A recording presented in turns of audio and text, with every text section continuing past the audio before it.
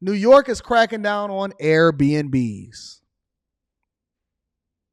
Shout out to the mayor of New York. You just going to run this city into the ground.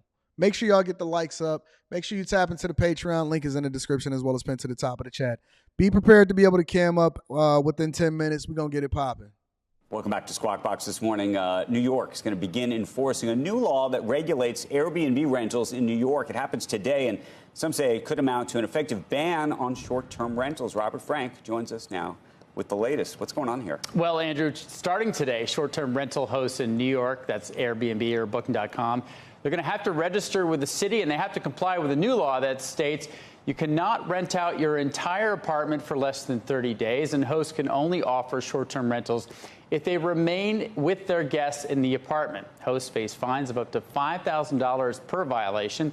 There are about 40,000 Airbnbs in New York, but rampant abuse, that's where hosts rented dozens of units as kind of shadow hotel rooms. That led to a lot of neighbor and building complaints. City council members also say Airbnbs have raised rents in New York since they've taken all that inventory off the normal rental market. Airbnb calls the rules, quote, a blow to New York's tourism economy and the thousands of New Yorkers and small businesses in the outer boroughs who rely on home sharing and tourism dollars to make ends meet in an... Let me back up. All right, so here's the caveat. Shout out to my people in New York. Shout out to everybody that's using their apartments and their houses and their whatever it is that they got going on. They townhomes and condos. Shout out to everybody that's using their places for extra income. All right, so this is what it is, right? New York, and I'm gonna tell you why they're doing it. New York is basically implementing or instituting a ban, right?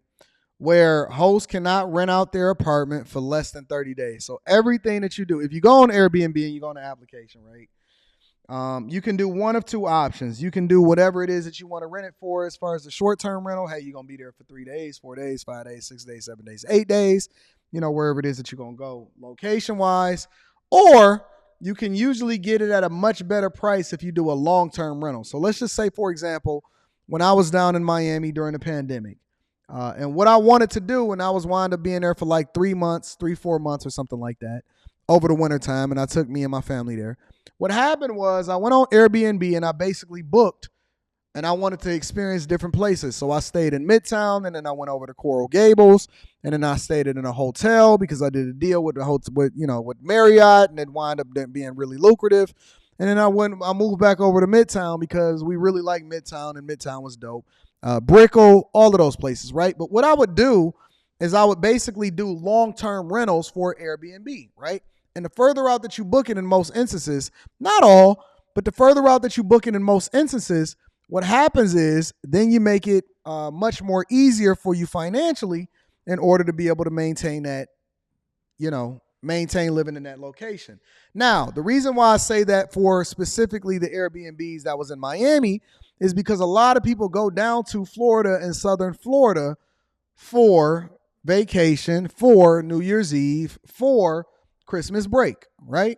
And so Airbnb owners tend to raise the prices up in Southern Florida during the winter, especially now that Hawaii is completely messed up, because they know that that's where they're going to make the majority of their money, because during New Year's, it was like 70-something, 80-something degrees on New Year's Eve / New Year's Day, right?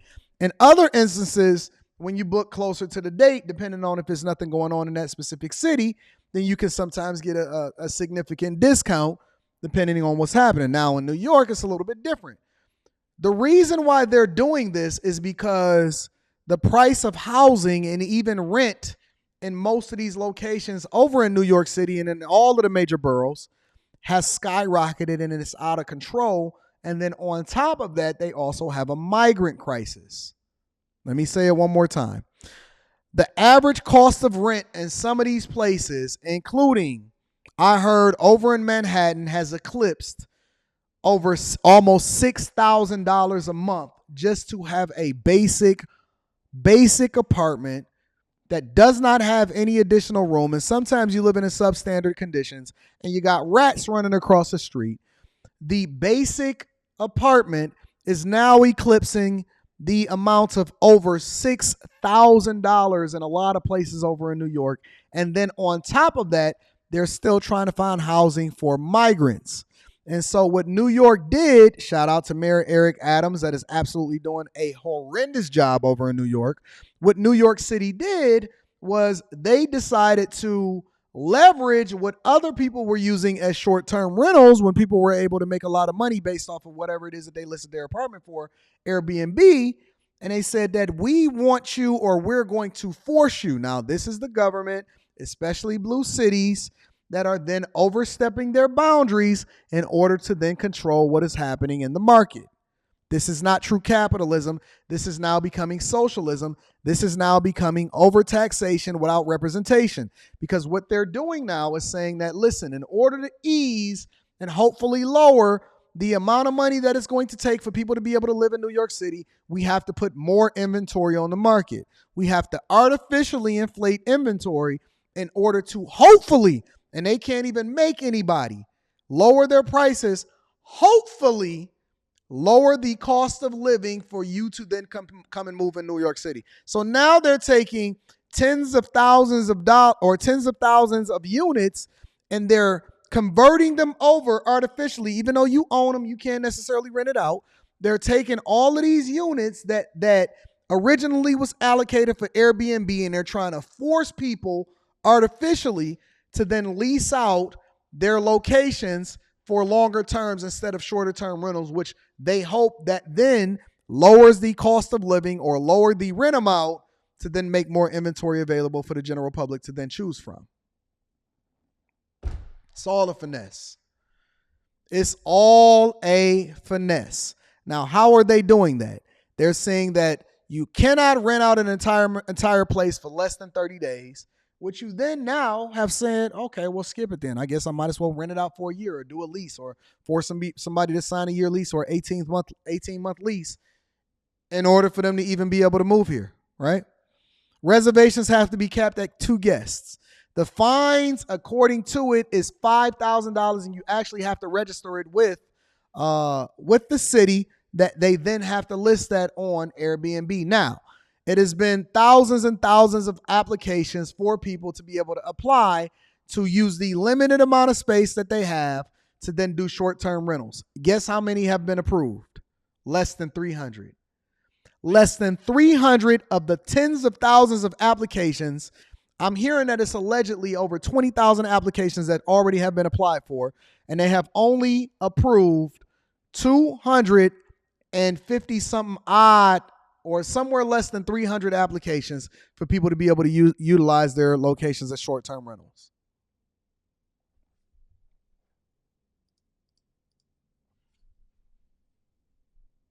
Shout out to Omar. I'm going to be reading that super chat shortly.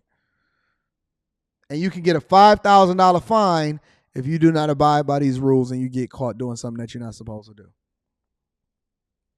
And the only way that you can also use a short-term rental, another caveat for it, is if you have to have somebody stay with you in the place with you, and you have to be there with them.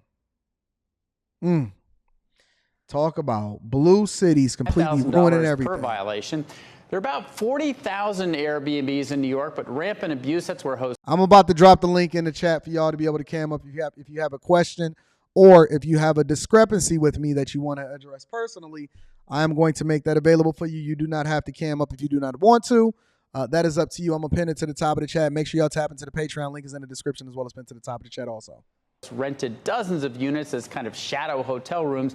That led to a lot of neighbor and building complaints. City council members also say Airbnbs have raised rents in New York since they've taken all that inventory off the normal rental market. Airbnb calls the rules, quote, a blow to New York's tourism economy and the thousands of New Yorkers and small businesses in the outer boroughs who rely on home sharing and tourism dollars to make ends meet in a very expensive city. Now, hosts say registration is almost impossible. Many have waited months for approval. Thousands of Airbnb listings have already started disappearing from the website. City councils in Dallas, Philadelphia, and New Orleans have passed similar rules. So far, they haven't had much effect because they're so hard to enforce. This will be the test for New York starting today.